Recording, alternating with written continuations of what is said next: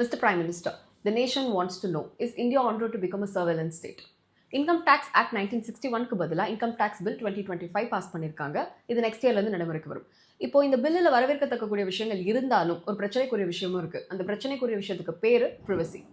According to section 247 of the income tax bill 2025, income tax official சந்தேகத்தின் அடிப்படையில், சிம்பிளாக சொல்லணும்னா உங்ககிட்ட பிளாக் மணி இருக்கணும், இல்லை இன்னொருத்தரோட பிளாக் மணி பற்றின இன்ஃபர்மேஷன் உங்ககிட்ட இருக்கணும், அஃபீஷியல்ஸ் நினைச்சா அவங்களால உங்களோட டிஜிட்டல் ஸ்பேஸ், அதாவது WhatsApp, Instagram, Google location, photos, recordings, டெலிகிராம்னு எல்லாத்தையும் ஆக்சஸ் பண்ண முடியும்.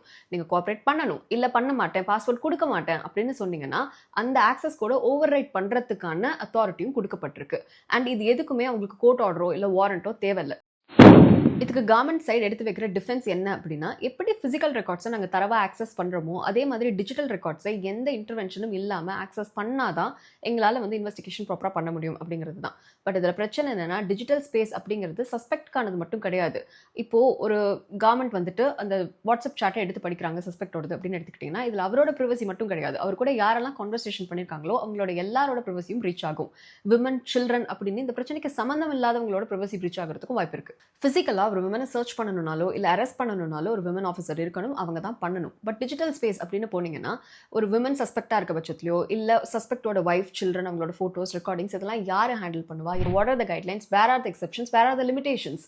Reason to believe is not enough reason to breach, especially when right to privacy and dignity are guaranteed under Article 21 of the Constitution, held an emphasis in the landmark Supreme Court judgment.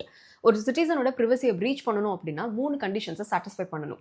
Legality, necessity, proportionality. Legality, சட்டத்துக்கு உட்பட்டு இருக்கணும். Necessity, அப்படி பண்ணப்படுற preach பொதுமக்களோட நலனுக்காக இருக்கணும். Proportionality, அப்படியே சட்டத்துக்கு உட்பட்டு இருந்தாலும் தேவைக்கு மீறிய ப்ரீச் அப்படிங்கிறது பண்ணக்கூடாது. பட் செக்ஷன் 247ல இந்த ப்ரொபோஷனாலிட்டி அப்படிங்கிறதுக்கு எந்த பெரிய ரெஸ்ட்ரிக்ஷனும் இல்லை. ஒரு இடத்துல இவ்வளோ வாஸ்டான பவர்ஸ் கொடுக்கப்படுறப்போ அது மிஸ்யூஸ் பண்ணப்படுறதுக்கான வாய்ப்புகள் நிறைய இருக்கு.